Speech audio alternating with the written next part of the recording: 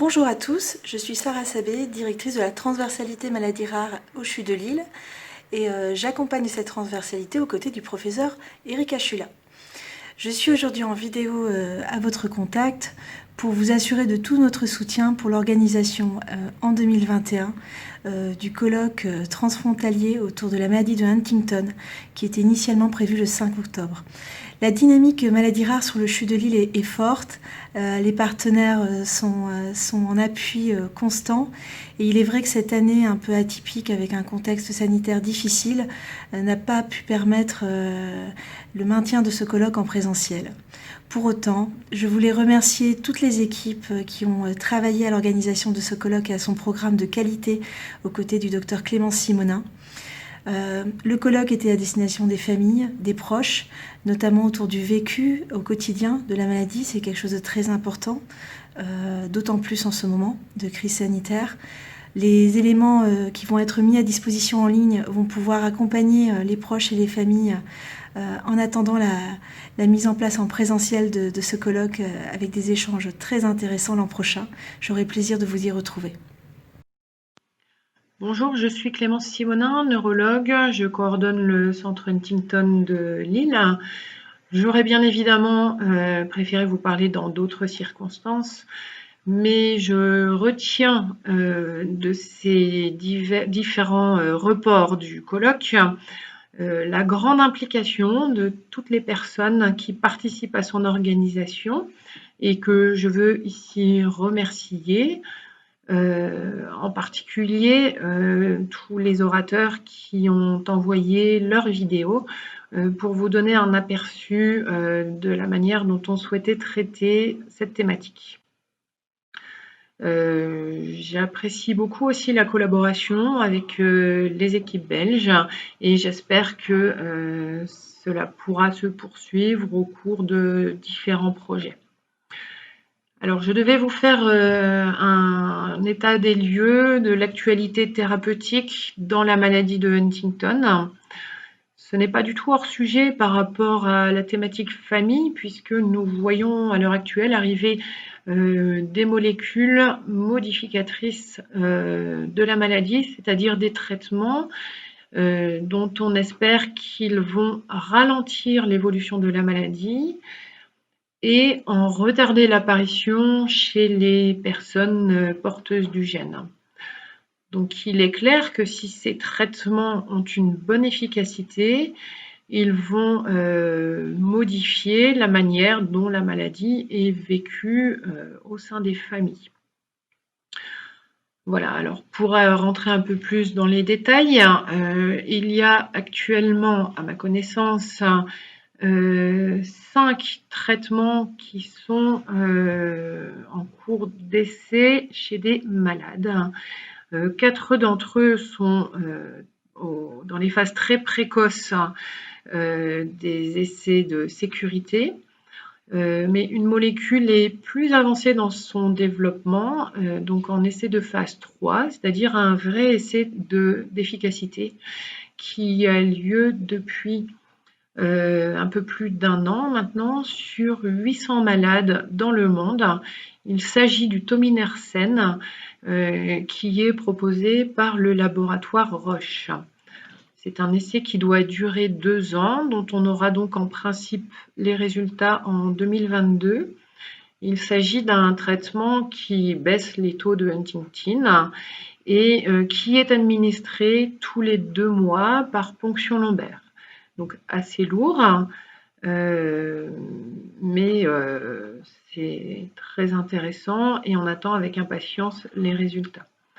Alors, d'autres essais avec d'autres modalités d'administration débutent. Donc un traitement qui s'administre directement dans le crâne en une seule fois. Et puis des traitements également qui se prennent par la bouche, avec des mécanismes d'action très différents que je ne vais pas détailler ici. Mais en tout cas, c'est une actualité riche à suivre. Et on espère revenir bientôt vers vous pour tenir ce colloque, vous donner plus de détails et pour un moment d'échange tel que nombre d'entre vous l'attendent. Donc au revoir et à bientôt, nous l'espérons. Bonjour à tous. Je m'appelle Pascal Antoine, je suis professeur de psychologie à l'Université de Lille et je vous adresser quelques mots dans la dynamique du colloque Famille et maladies de Huntington, en espérant vous rencontrer bientôt et échanger de vive voix avec vous. Mon propos porte sur l'entourage et sur le couple, c'est-à-dire la personne malade et son ou sa partenaire. Intégrer l'entourage de la personne qui vit avec une maladie et en tenir compte est indispensable pour l'amélioration de la qualité de la prise en charge, de la qualité de la prise en soin.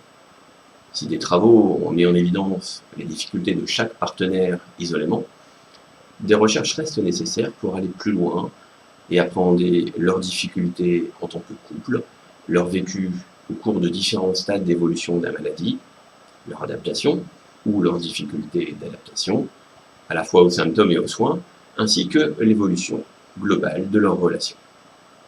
En fait, on ne sait pas grand-chose sur le fonctionnement du couple dans ce type de situation. Et les dispositifs d'accompagnement restent encore peu développés.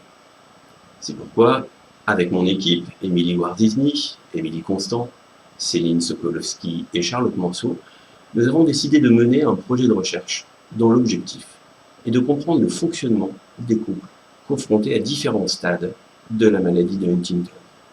Identifier les processus qui détériorent la qualité de vie des deux conjoints, mais aussi ceux qui contribuent à leur résilience. C'est une étude qui est menée sur plus de 2 ans. Une étude en collaboration avec différentes équipes, dont le centre de référence Huntington de Lille, avec le docteur Clément Simonin, un collectif d'associations représenté par Nadine Nogared. C'est une étude multicentrique, menée en partenariat avec le centre hospitalier d'Amiens, avec le centre de Hendaye et la Masse de Uri. C'est une étude qui est soutenue par la région des Hauts-de-France, par la Fondation Maladies Rares et par la MGFI. 30 couples et 15 conjoints seront invités à témoigner de leur expérience durant un entretien. Ces entretiens seront analysés pour identifier les différents processus, comprendre les implications et la nature des interactions au sein du foyer familial. Les résultats de ce travail serviront ensuite de socle pour identifier les personnes en difficulté, les plus en difficulté, et construire un accompagnement ou différentes formes d'accompagnement adaptées à l'évolution de la maladie. C'est une recherche qui découle des travaux de mon équipe. Lorsque j'ai présenté nos résultats sur la relation de couple dans la maladie d'Alzheimer, des unités de soins nous ont sollicité pour travailler sur d'autres pathologies, dont la maladie de Huntington. Ils souhaitaient compléter leur regard clinique, leur regard médical, en venant chercher des compétences en sciences humaines et sociales. L'idée consiste donc pour nous à pratiquer un transfert des compétences développées pendant plusieurs années sur une maladie pour en faire bénéficier une autre. C'est un projet, je l'ai dit, qui met l'accent sur le couple et sur les relations entre les partenaires. Accompagner les personnes qui vivent avec une maladie, c'est également être aux côtés des proches. Il faut surtout accompagner la relation, avec l'idée que les personnes prises dans la spirale d'une maladie, neuroévolutive ou pas, ont tendance à être absorbées par celle-ci, par les soins à mettre en place, par le quotidien, par la perte d'autonomie, par le handicap qui s'accentue. Tout cela se fait ou peut se faire au détriment de la qualité de la relation, voire au dépens de la relation tout court. Toute l'énergie du quotidien est concentrée par la maladie et par les soins. L'attachement passe progressivement au second plan, à mesure que la maladie s'installe, que les symptômes apparaissent. Pour accompagner la relation, cela suppose d'aller étudier son processus d'évolution, de dégradation, trouver les ressources qui sont préservées, pour aider les personnes à la réinvestir, à ne pas être absorbées totalement par la maladie. Parfois, à certaines étapes de la maladie, nous voyons aussi des couples se rapprocher. Ils retrouvent une certaine proximité, ils deviennent plus forts. Et puis, à d'autres moments, leurs liens se distendent. De l'éloignement peut se créer. Ce sont toutes ces dimensions, toutes ces évolutions que nous souhaitons comprendre. Cette recherche est une première étape, une sorte d'état des lieux de ce qu'est la vie de couple. Cela permettra d'orienter les équipes de soins ou d'accompagnement social. Quand nous aurons identifié les enjeux relationnels, le quotidien, les processus de résilience et de dégradation, les opportunités de ressources de cette vie de couple, des accompagnements très concrets pourront être mis en place. La maladie de Huntington est très spécifique. Nous ne pouvons pas nous appuyer sur les dispositifs existants dans d'autres maladies. Par conséquent, notre approche relève du sur-mesure. Ce projet de recherche est une première étape pour apporter du concret, s'adossant au quotidien vécu par ces personnes. Cette étude débute dans le contexte difficile que nous connaissons et j'espère pouvoir vous apporter, lors du colloque, les premiers résultats. Bonjour à toutes et à tous, je suis le docteur Zaid Jedidi, je suis neurologue. Ça fait plusieurs années maintenant que je m'occupe de la convention Huntington de Liège. Nous devions nous voir pour discuter ensemble de la maladie de Huntington et de la sexualité, voir un petit peu ensemble quelles problématiques pouvaient se poser dans la vie intime des patients et de leur famille, et essayer ensemble d'en discuter, de trouver des solutions, d'expliquer, de rassurer aussi. Malheureusement, le Covid en a décidé autrement. J'espère pouvoir vous voir bientôt pour explorer ce sujet ensemble, que ce soit en chair et en os ou par vidéoconférence. En attendant, prenez bien soin de vous et de vos proches et je vous dis à bientôt. Au revoir. Au nom de l'Institut de pathologie et de génétique de Charleroi, qui se trouve tout près de Gosselies, l'aéroport que beaucoup de gens connaissent, je suis très heureuse de vous parler et un peu déçue que nous ne puissions pas nous voir tous ensemble en présentiel. Disons que mon petit allocution sera brève puisque normalement, avec Madame Van Padlemel, la psychologue, et quelques collègues français, nous allions faire ce qu'on appelle une table ronde. Une table ronde, qu'est-ce que ça veut dire? Ça veut dire que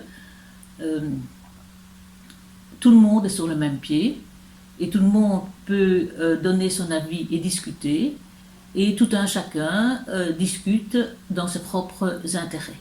Donc vous vous souvenez probablement, puisque vous êtes français, du roi Arthur et des chevaliers de la table ronde, ce que malheureusement nous ne pouvons pas faire aujourd'hui. Le thème qui va être abordé aujourd'hui est le thème du désir d'enfant. Alors c'est le désir d'enfant en 2020. En 2021, j'espère qu'on pourra en parler tous ensemble. Et l'idée, c'est de savoir, au point de vue de ce qui est médical et ce qui est génétique, quels sont les points qu'il faut considérer quand on souhaite un enfant et qu'on fait partie d'une famille qui a la maladie de Huntington. La première question qu'on peut se poser, est-ce qu'on peut faire un enfant naturellement, comme monsieur et madame tout le monde? Eh bien, si on a l'intime conviction qu'on peut faire cela comme cela, eh bien, on peut le faire, bien sûr. Ce ne sont pas les médecins qui vont décider si on peut ou on ne peut pas faire ou avoir un enfant. Si on souhaite aussi avoir un enfant et que cet enfant n'est pas dans le futur la maladie de Huntington, c'est ça qu'on discutera par la suite.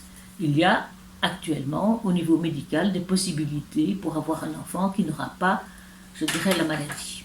Alors on va envisager différents points et la question est la suivante: est-ce qu'il est indispensable de connaître son statut, de savoir si on est porteur ou pas porteur avant d'avoir un enfant? Et il existe maintenant des techniques, dans la mesure où les parents ont toujours envie, qui permettront éventuellement d'avoir un enfant qui naîtra et qui n'aura pas la maladie de Huntington. Mais la stratégie est un peu compliquée et il faudra en parler, je dirais, directement et l'exposer lorsque nous rencontrons. Dans la plupart des cas, en tous les cas en Belgique, les personnes font, avant de mettre au monde un enfant qui n'aura pas la maladie, font ce qu'on appelle un diagnostic prédictif. C'est-à-dire que les personnes sauront si elles sont porteuses ou pas de la maladie. Il faut savoir que dans 50% des cas, lorsqu'on fait un test prédictif, on a une bonne nouvelle, on sait qu'on n'est pas porteur. Et donc le problème, je dirais, d'avoir un enfant qui n'a pas la maladie est derrière soi, et on peut sereinement concevoir un enfant. Dans 50% des cas, on sait qu'on est porteur et qu'un jour on va développer la maladie sans que personne ne connaisse l'âge d'apparition de celle-ci. Et nous essayerons, je dirais, lors de l'exposé qui sera fait vraisemblablement en 2021, de vous dire quelles sont les techniques qui nous permettent d'avoir un enfant en bonne santé, qui sera en bonne santé dans l'avenir, et quelles sont les techniques qui existent et qui sont à notre disposition, avec pour chacune les avantages et les inconvénients. Et donc, une des techniques, c'est ce qu'on appelle la fécondation in vitro, et dans cette technique-là, on vérifie sur les embryons s'ils auront ou pas la maladie, et on va remettre chez la future mère, on va remettre, je dirais, un embryon qui ne sera pas atteint. Il existe aussi une autre technique qui est celle du diagnostic prénatal, mais ce n'est pas l'intention dans un petit résumé de vous donner les avantages et les inconvénients de cette technique. J'ai aussi, je dirais, le devoir de vous dire quel est le risque quand une personne est porteuse d'avoir un enfant qui soit atteint ou pas atteint. Le risque d'avoir un enfant atteint quand on est porteur, il est de 1 sur 2. Est-ce que le risque est différent quand on est un homme ou quand on est une femme?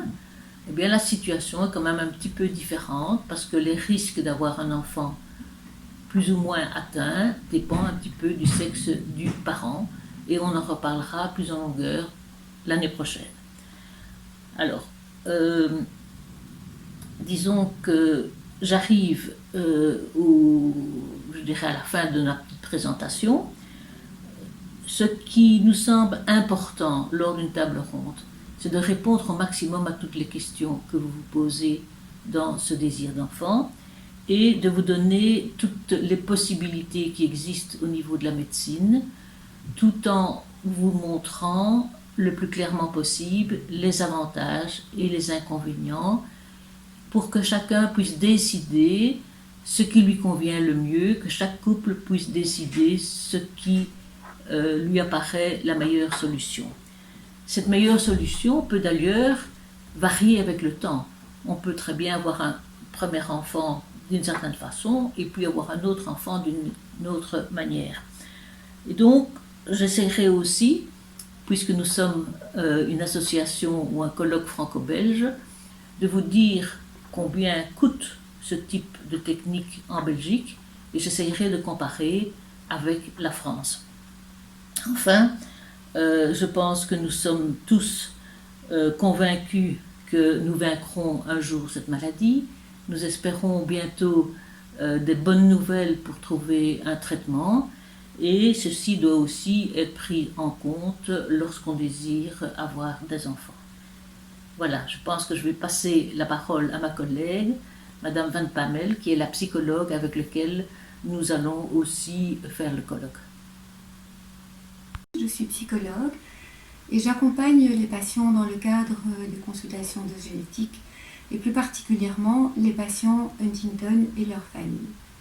Alors dans le cadre du colloque, donc comme on vient de dire, on voulait aborder la question du désir d'enfant et pour illustrer les propos du docteur Dumoulin et des autres personnes de la table ronde, nous avons souhaité recueillir les témoignages de patients qui ont réfléchi autour du désir d'enfant et ont fait un choix qui aille dans un sens ou l'autre. Ce que nous trouvions intéressant, c'est d'avoir des témoignages variés avec des couples qui ont choisi des solutions différentes et notre position dans nos consultations, mais par rapport à ces témoignages aussi, c'était vraiment de respecter, d'être à l'écoute et de respecter le choix de chacun, le choix de chaque couple et de pouvoir comprendre le choix de chacun dans un certain contexte de vie. Lors de l'évolution d'une vie, l'évolution d'un couple, les données peuvent varier, le couple peut changer et donc ce qui est important, c'est que les personnes aient vraiment une information médicale la plus complète possible et qu'on puisse les accompagner par rapport aux choix possibles et les respecter dans leurs choix. Voilà, c'est essentiel. Donc, lors du prochain colloque, nous espérons pouvoir transmettre ces témoignages. Et je voulais déjà remercier très vivement les couples et les patients qui ont bien voulu témoigner de leur parcours. Un tout grand merci à eux. Voilà. Bonjour, je suis Catherine Legrand-Séby, socio-anthropologue de la santé, même si j'ai beaucoup plus travaillé sur la maladie grave et sur la déflagration que l'annonce de cette maladie et le fait de l'éprouver peut avoir sur l'existence des individus, des couples, des familles. J'ai été pendant une vingtaine d'années enseignante en faculté de médecine où j'enseignais les sciences humaines et les sciences sociales aux futurs médecins. Et je suis aujourd'hui à la retraite de la fac, mais je continue mes activités de recherche. Et parmi ces activités, tout ce qui concerne la médicalisation de l'existence et la manière dont ça obère particulièrement nos vies, la vie de chacun d'entre nous, mais beaucoup plus fortement, bien sûr, ceux qui sont marqués par la menace d'une maladie, ainsi que leur descendance. Et je sais combien, pour avoir écouté de très nombreuses familles, de très nombreux couples pendant mon existence de chercheur, eh bien, comment faire en sorte que le médical et le regard biomédical n'envahissent pas tout de leurs désirs, de leurs aspirations, de la pensée de l'avenir. Et comment pense-t-on à l'avenir lorsque cette médicalisation, en fait, marque ce qui pourrait être l'espérance d'une vie ou le projet d'une vie. Voilà, des questions qui m'intéressent beaucoup et dont j'aurai grand plaisir à discuter avec vous. Alors, ce colloque n'a pas pu avoir lieu en juin, il ne peut pas avoir lieu en octobre. J'espère qu'il aura lieu un jour et je serai heureuse d'y participer et de pouvoir dialoguer autour de ces questions. Bonjour, Élodie Lancry, je suis la directrice des éditions Tartampion, donc maison d'édition spécialisée dans le traitement des sujets difficiles à destination des enfants. Ils sont déjà parus entre autres dans la collection Qu'est-ce que le handicap, qu'est-ce que le deuil, qu'est-ce que la longue maladie, voilà, etc. L'année dernière, le centre de référence de la maladie de Huntington du CHU de Lille m'a proposé une belle collaboration en écrivant un livre pour dénouer avec les plus jeunes les problématiques qui sont liées à Huntington. Donc on a travaillé pendant plusieurs mois ensemble pour pouvoir vous proposer ce livre, Huntington chez les trucs et les bidules.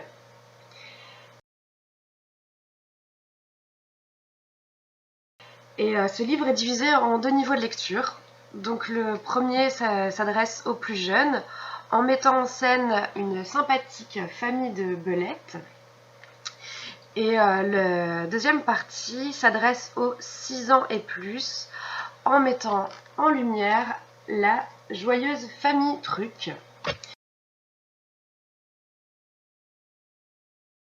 Donc à travers ce support et grâce à l'expertise du centre de référence, on va aborder des sujets qui sont directement liés aux problématiques qu'un enfant rencontre au quotidien avec un parent touché par la maladie. Et donc toute l'équipe est extrêmement fière de pouvoir vous présenter ce livre. Pour ceux qui ne l'auraient pas précommandé, il est disponible au tarif de 12 €. Vous pouvez me contacter directement par email à édition@tartampion@gmail.com pour vous procurer. Voilà, donc écoutez, je vous remercie de votre attention et au plaisir d'échanger avec vous.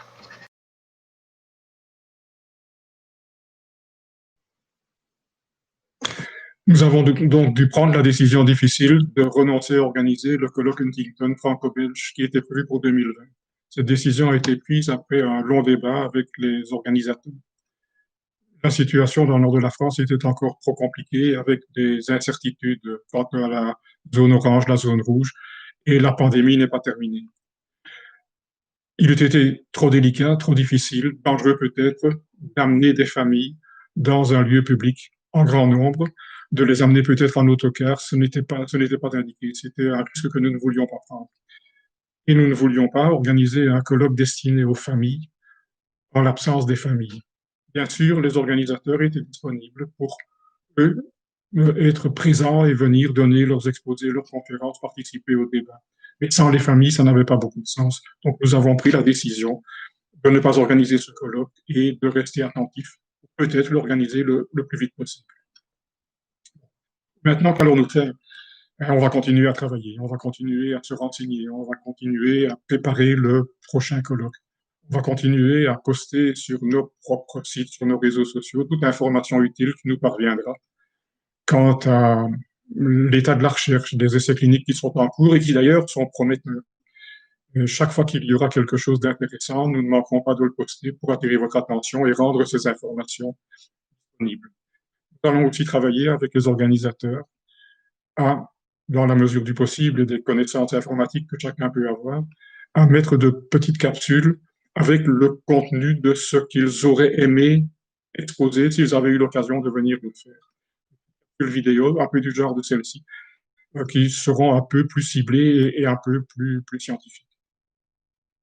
Par exemple, nous allons poster aussi très rapidement la traduction en français du support que Matt Ellison allait utiliser pour son exposé sur comment parler à des enfants dans une famille Huntington. Matt est très impliqué dans la gestion vous connaissez l'organisation HDYO, qui est Huntington par les jeunes pour les jeunes. Il est lui-même membre d'une grande famille huntingtonienne et son exposé eût été intéressant. Nous en avons la version anglaise et nous mettrons une traduction française dans les tout prochains jours à disposition sur le site. Mais positivons quand même, ce n'est pas un échec, c'est un report, c'est une circonstance malheureuse, mais restons positifs. Pendant plus d'1 an, les équipes se sont parlé, ont appris à se connaître, ont appris à partager. Un colloque franco-belge est une première. C'est peut-être aussi une préfiguration de ce que seront les soins dans le futur, notamment dans les zones transfrontières. En Wallonie-Picarde, par exemple.